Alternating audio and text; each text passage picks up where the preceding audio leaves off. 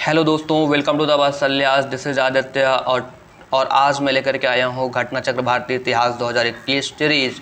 इससे पहले हमने भारतीय इतिहास का घटना चक्र का एक वीडियो मैंने आपको दिया है। उस पर हमने एक पाषाण काल का टॉपिक जो है वो डील किया। अब उससे रिलेटेड जो प्रश्न है वो हम लोग डील करेंगे टॉपिक वाइज, सब टॉपिक वाइज। ठीक है, प्रीवियस ईयर में जो प्रश्न पूछे गए हैं। तो टाइम को वेस्ट न करते हुए हम लोग क्लास को आगे बढ़ाते हैं। तो आइए चलते हैं आज के पहले प्रश्न की ओर। पहला प्रश्न है इतिहासकार से संबंधित प्रश्न। पाषाण काल में इतिहासकार से संबंधित प्रश्न है। रॉबर्ट ब्रूसफोर्ड थे ऑप्शन ए एक भूगर्भ वैज्ञानिक, ऑप्शन बी एक पुरातत्वविद, ऑप्शन सी वनस्पति शास्त्री, ऑप्शन डी एक इतिहासकार। क्या थे? रॉबर्ट ब्रूसफोर्ड भूगर्भ वैज्ञानिक और पुरातत्वविद दोनों थे। तो यदि इनमें से कोई एक आंसर होता तो हमारा राइट आंसर वही होता। तो ये दोनों आपके हैं इंसाइक्लोपीडिया ब्रिटानिका के अनुसार। ठीक है, भूगर्भ वैज्ञानिक और पुरातत्वविद दोनों हैं। 1863 में रॉबर्ट ब्रूसफोर्ड ने भारत में पाषाणकालीन स्थलों का अन्वेषण किया था। अगला प्रश्न है खाद्यान्नों की कृषि सर्वप्रथम प्रारंभ हुई थी किस काल में? नवपाषाण काल में, मध्य पाषाण काल में, पुरापाषाण काल में या प्रोटो ऐतिहासिक काल में? राइट आंसर हो जाएगा नवपाषाण काल में। नेक्स्ट अगला प्रश्न है मानव द्वारा सर्वप्रथम प्रयुक्त अनाज क्या था? ऑप्शन ए गेहूं, ऑप्शन बी चावल, ऑप्शन सी जौ या ऑप्शन डी बाजरा। राइट आंसर हो जाएगा आपका जौ। आपको बता दें कि आधुनिक मानव द्वारा 8 खाद्य अनाजों का उपभोग किया गया। गेहूं, चावल, बाजरा, जौ, राई, जई, मक्का और सोरखम, इन 8 अनाजों का प्रयोग किया गया। सर्वप्रथम जौ उगाया गया था लगभग 8000 ईसा पूर्व में। 8000 ईसा पूर्व में भूमध्य सागर और ईरान के मध्य स्थित पश्चिम एशियाई देश में जौ का उत्पादन हुआ प्रथम बार। इसके पश्चात गेहूं का भी इसी काल में लगभग 8000 ईसा पूर्व में ही गेहूं भी उगाया गया प्रथम बार। ठीक है, अगले प्रश्न की ओर चलते हैं। अगला प्रश्न है भारतीय उपमहाद्वीप में कृषि के प्राचीनतम साक्ष्य कहाँ से प्राप्त हुए हैं? भारतीय उपमहाद्वीप में कृषि के प्राचीनतम साक्ष्य कहाँ से प्राप्त हुए हैं? Option A Koldihwa, option B Lahuradeva, option C Mehrgarh या option D Tokwa. Right answer क्या हो जाएगा? राइट आंसर है आपका लहुरादेव से। ठीक है, लहुरादेव से। यहाँ से 9000 ईसा पूर्व से 9000 ईसा पूर्व से लेकर के 7000 ईसा पूर्व के मध्य में आपके चावल के साक्ष्य प्राप्त हुए हैं। इसके पश्चात स्थल आपका दिया हुआ है मेहरगढ़ और कोलडीहिवा। तो आपको बता दें कि नवीनतम जो खोज हुई है उसके आधार पर ये लहुरादेव, जो कि यूपी में संत कबीर नगर जिले में स्थित है, यहाँ से प्राचीनतम साक्ष्य मिले हैं जो नवीन खोज के आधार पर। जब यह खोज नहीं हुई थी उससे पहले मेहरगढ़ को प्राचीनतम कृषि वाला स्थल माना जाता था। यहाँ से गेहूं के साक्ष्य प्राप्त हुए हैं लगभग 7000 ईसा पूर्व में। 7000 ईसा पूर्व में गेहूं के साक्ष्य यहाँ से प्राप्त हुए हैं। ठीक है, और कोलडीहिवा से चावल के साक्ष्य प्राप्त हुए हैं नियर अबाउट आपका 6500 ईसा पूर्व में। ठीक है, कोलडीहिवा से। तो राइट आंसर क्या है? लहुरादेव।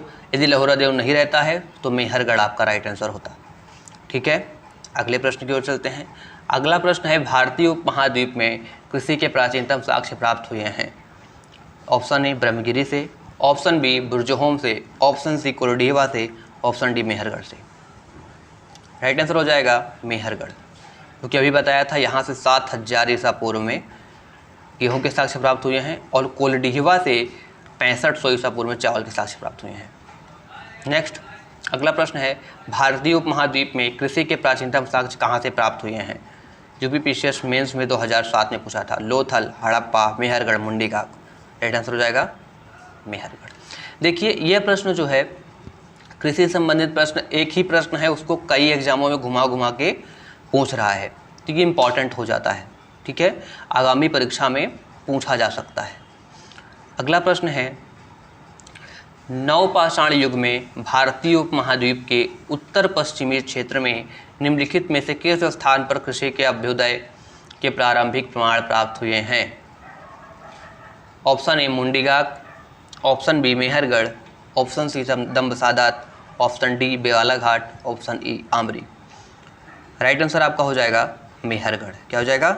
मेहरगढ़। देखिए वही प्रश्न घूम घुमा के ये आपका छत्तीसगढ़ पीसीएस में पूछा गया था 2017 में, वही प्रश्न है, उसी को घुमा घुमा के पूछ रहा है, तो यहाँ से प्रश्न बनने की संभावना अधिक हो जाती है। ठीक है, कृषि से संबंधित जो प्रश्न है इसको बिल्कुल ध्यान में रखेंगे, यहाँ से बनने की संभावना अधिक है। अगला प्रश्न है, भारत में पशुपालन एवं कृषि के प्राचीनतम साक्ष्य प्राप्त हुए हैं कहाँ से? ऑप्शन ए अंजीरा से, ऑप्शन बी दम्बसादात से, ऑप्शन सी किलीगुल मोहम्मद से, ऑप्शन डी मेहरगढ़ से, या ऑप्शन डी इनमें से कोई नहीं या उपयुक्त में से एक से अधिक। तो राइट आंसर क्या हो जाएगा? Option D. क्या हो जाएगा? ऑप्शन डी मेहरगढ़ से। ठीक है, प्राचीनतम कृषि के साक्ष्य भी लिखा हुआ है और पशुपालन, तो कृषि के साक्ष्य इनमें से किसी में से प्राप्त नहीं हुआ था, केवल मेहरगढ़ है जो 7000 ईसा पूर्व में गेहूं का साक्ष्य प्राप्त हुआ था और पशुपालन भी यहीं पे आरंभ हुआ। नेक्स्ट प्रश्न है आपका, उत्खनित प्रमाणों के अनुसार पशुपालन आरंभ हुआ था। उत्खनित प्रमाणों के अनुसार पशुपालन कब से आरंभ हुआ था बताइए? ऑप्शन ए निचले पूर्व पुरापाषाण काल में, ऑप्शन बी मध्य पूर्व पुरापाषाण काल में, ऑप्शन सी ऊपरी एवं पाषाण काल में, ऑप्शन डी मध्य पाषाण काल में। तो राइट आंसर आपका क्या हो जाएगा? तीसरा है, राइट आंसर आपका क्या हो जाएगा बताएं? और राइट आंसर है आपका मध्य पाषाण काल में पशुपालन का आरंभ हुआ था। और आपको बता दें कि मध्य प्रदेश का होशंगाबाद, मध्य प्रदेश के होशंगाबाद में स्थित आदमगढ़ नामक स्थल से पशुपालन का साक्ष्य प्राप्त हुआ है। और राजस्थान में भीलवाड़ा जिले में स्थित आपका बागोर नामक स्थान, बागोर, और नेक्स्ट है आपका आदमगढ़। क्या है? आदमगढ़। ये दो स्थल हैं जहाँ से पशुपालन के साक्ष्य प्राप्त हुए हैं। इन दोनों स्थलों को ध्यान में रखेंगे, बागोर और आदमगढ़। नेक्स्ट अगला प्रश्न है, निम्नलिखित में से किन स्थानों से पाषाण काल में पशुपालन के प्रमाण मिलते हैं?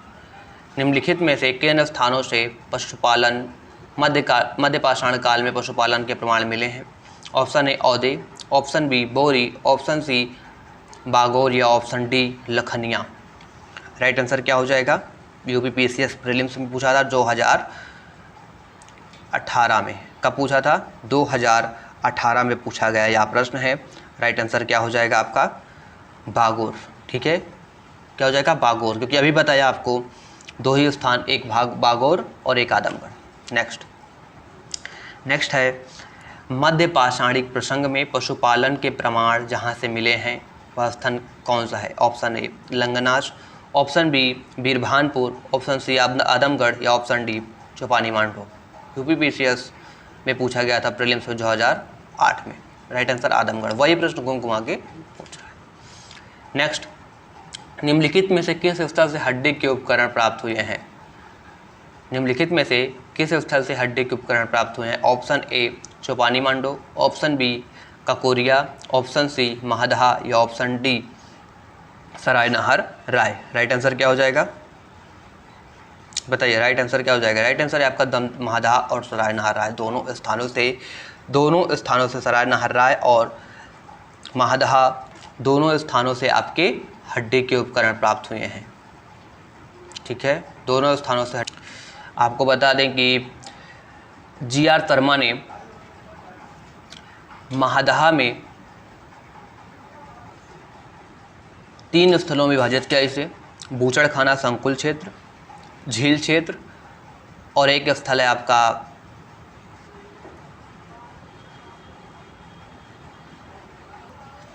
कब्रस्तान निवास क्षेत्र। ठीक है, कब्रस्तान निवास क्षेत्र। तो इन 3 क्षेत्रों में बांटा। तो जो आपका संकुल क्षेत्र है वहाँ से, बूचड़खाना संकुल क्षेत्र से ही आपके हड्डी के और सींग से निर्मित उपकरण प्राप्त हुए हैं और आभूषण भी प्राप्त हुए हैं। अगले प्रश्न की ओर चलें। अगला प्रश्न है, हड्डी से निर्मित आभूषण भारत में मध्य पाषाण काल के संदर्भ में प्राप्त हुए हैं। सरायनार राय से, महादहा से, लेखैया से या फिर आपके चौपानी मांडव से। तो राइट आंसर क्या हो जाएगा आपका? राइट आंसर है क्या है? ए और बी, यानी सरायनार राय से और महादहा से। ठीक है। अगला प्रश्न, एक ही कब्र से 3 मानव कंकाल मिले हैं। एक ही कब्र से 3 मानव कंकाल मिले हैं। ऑप्शन ए सरायनार राय से, ऑप्शन बी दमदमा से, ऑप्शन सी महादहा से या ऑप्शन डी लंगनाज से। तो राइट आंसर हो जाएगा ऑप्शन बी। क्या है? राइट आंसर है आपका ऑप्शन बी, यानी दमदमा से। दमदमा से 41 मानव शवाधान प्राप्त हुए हैं। कितने? 41 मानव शवाधान प्राप्त हुए हैं। इनमें से 5 युग्म शवाधान हैं और 1 शवाधान ऐसा है जिनमें 3 मानव कंकाल प्राप्त हुए हैं और शेष में 1-1 मानव कंकाल प्राप्त हुए हैं। ठीक है। यूपीपीएससी प्रीलिम्स 2016 में पूछा गया था, तो याद रखिएगा। अगला प्रश्न है, सामाजिक, आर्थिक और सांस्कृतिक जीवन से संबंधित प्रश्न। सामाजिक, आर्थिक और सांस्कृतिक जीवन से संबंधित प्रश्न है। प्रश्न कहता है, भारत में मानव का सर्वप्रथम साक्ष्य कहाँ मिलता है? ऑप्शन ए नीलगिरी पहाड़ियाँ, ऑप्शन बी शिवालिक पहाड़ियाँ, ऑप्शन सी नल्लमाला पहाड़ियाँ या ऑप्शन डी नर्मदा घाटी पहाड़ियाँ, नर्मदा घाटी। राइट आंसर क्या हो जाएगा बताइए? राइट आंसर है आपका नर्मदा घाटी। आपको बता दें, भारत में सर्वप्रथम साक्ष्य नर्मदा घाटी पश्चिमी क्षेत्र में स्थित एक स्थान है, हथनौरा, जो कि होशंगाबाद में स्थित है। ठीक है। मध्य प्रदेश के होशंगाबाद में स्थित हथनौरा से सर्वप्रथम मानव के साक्ष्य प्राप्त हुए हैं और इसकी खोज अरुण सोनकिया ने की थी। क्या नाम है इनका? अरुण सोनकिया ने कब की थी? 5 दिसंबर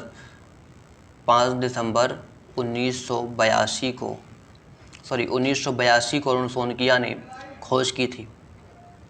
अगले प्रश्न की ओर चलते हैं। अगला प्रश्न है, प्रथम मानव जीवाश्म भारत की किस नदी घाटी से प्राप्त हुआ था? गंगा नदी घाटी, यमुना घाटी, नर्मदा घाटी या ताप्ती, या ई नंबर है, इनमें से कोई नहीं, उपयुक्त में से एक से अधिक। बीपीएससी में पूछा गया था 2020 में, अभी हाल फिलहाल में। राइट आंसर आपका हो जाएगा नर्मदा घाटी, अभी बताया। ठीक है। नर्मदा घाटी आपका राइट आंसर हो जाएगा। अगले प्रश्न की ओर चलते हैं। अगला प्रश्न है, उस स्थल का नाम बताइए जहां से प्राचीनतम स्थायी जीवन के प्रमाण मिले हैं। Option A Dholavira, option B Kili Gul Mohammad, option C Kalibangan या option D Mehrgarh. Right answer क्या हो जाएगा आपका? मेहरगढ़। ठीक है। जहाँ से कृषि का प्राचीनतम साक्ष्य मिला हो, क्योंकि कृषि करने के लिए स्थायी जीवन का होना आवश्यक है। ठीक है। तो स्थायी जीवन जो है वो मेहरगढ़, यहाँ पे सबसे प्राचीन स्थल क्या है? मेहरगढ़ है। ठीक है। तो मेहरगढ़ राइट आंसर हो जाएगा। नेक्स्ट, निम्नलिखित में से किसको कैल्कोलिथिक युग भी कहा जाता है? किस युग को कैल्कोलिथिक युग कहा जाता है? ऑप्शन ए पुरापाषाण युग, ऑप्शन बी नवपाषाण युग, ऑप्शन सी ताम्रपाषाण युग या ऑप्शन डी लौह युग। बीपीएससी प्रीलिम्स 2000 में पूछा गया था, सन 2000 में। राइट आंसर क्या हो जाएगा? ऑप्शन सी ताम्रपाषाण युग। ठीक है। राइट आंसर है ऑप्शन सी ताम्रपाषाण युग।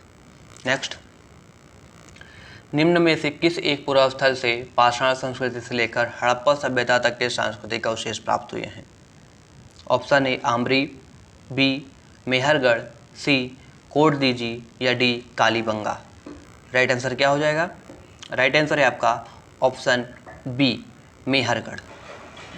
मेहरगढ़ से ही पाषाण संस्कृति से लेकर के हड़प्पा सभ्यता तक के सांस्कृतिक अवशेष प्राप्त हुए हैं।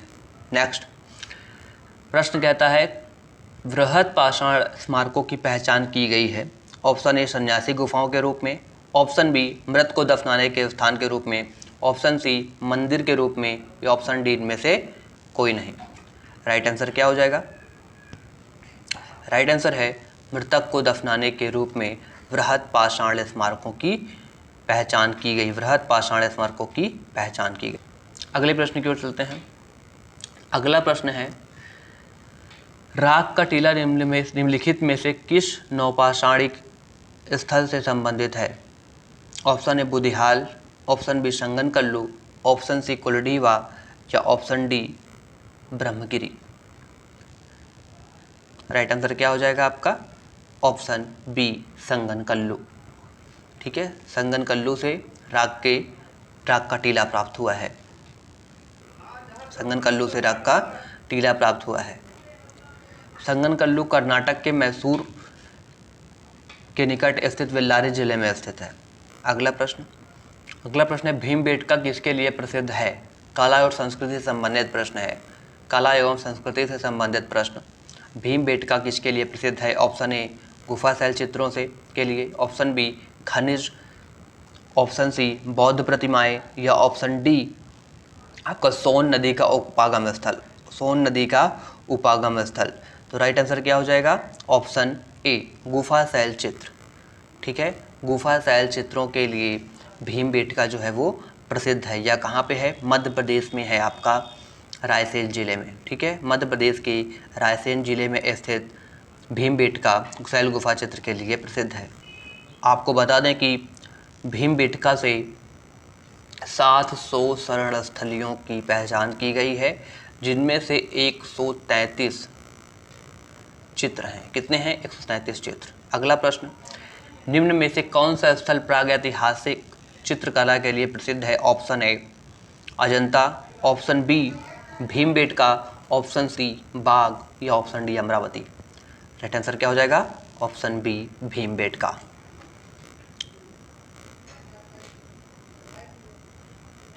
ठीक है, आइए अगले प्रश्न की ओर चलते हैं।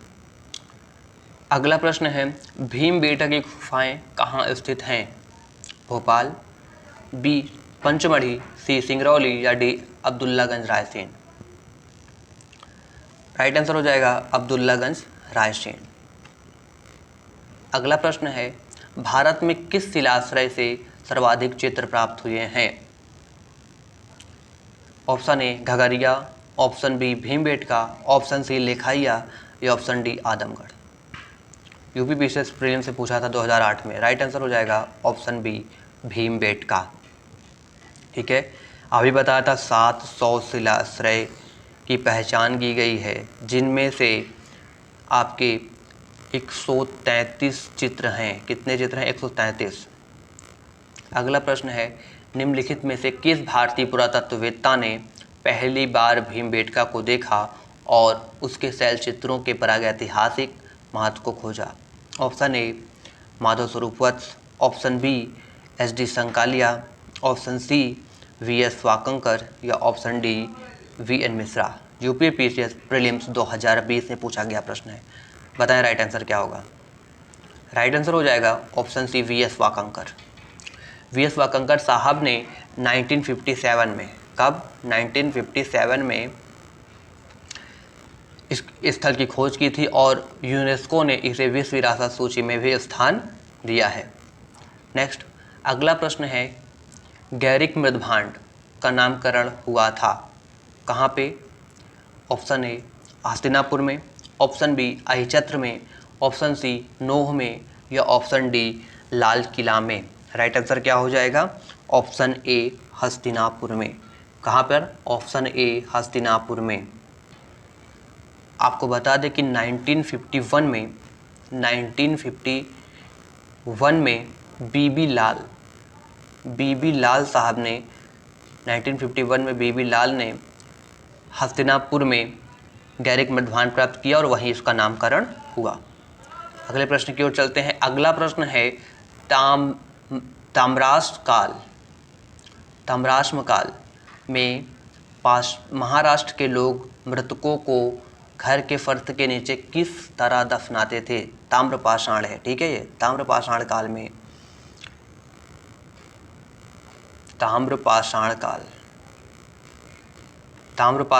में महाराष्ट्र के लोग मृतकों को घर के फर्श के नीचे किस तरह दफनाते थे? ऑप्शन ए उत्तर से दक्षिण की ओर, ऑप्शन बी पूर्व से पश्चिम की ओर, ऑप्शन सी दक्षिण से उत्तर की ओर या ऑप्शन डी पश्चिम से पूर्व की ओर।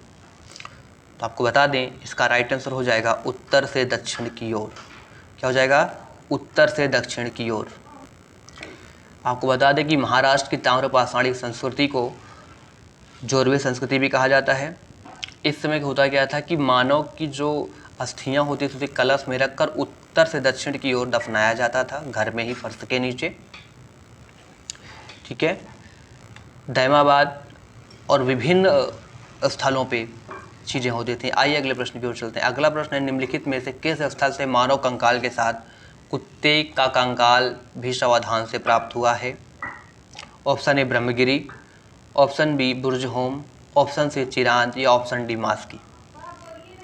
यूपी लोअर पेशर से पूछा गया था प्रीलिम्स 2008 में। राइट आंसर हो जाएगा बुर्जहोम। राइट आंसर क्या हो जाएगा? बुर्जहोम। बुर्जहोम कहाँ पे है? कश्मीर में स्थित है, श्रीनगर के निकट उत्तर पूर्व में। आइए अगले प्रश्न की ओर चलते हैं। अगला प्रश्न है, निम्नलिखित में से किस स्थान पर मानव के साथ कुत्ते को दफनाए जाने का साक्ष्य मिला है? Option A Burzahom, option B Koldihwa, option C Chopani Mando या option D Mando. Right answer हो जाएगा बुर्जहोम। अगला प्रश्न, गर्तावास के साक्ष्य प्राप्त हुए हैं। Option A Burzahom, option B Koldihwa, option C Brahmagiri या ऑप्शन डी संगनकल्लू।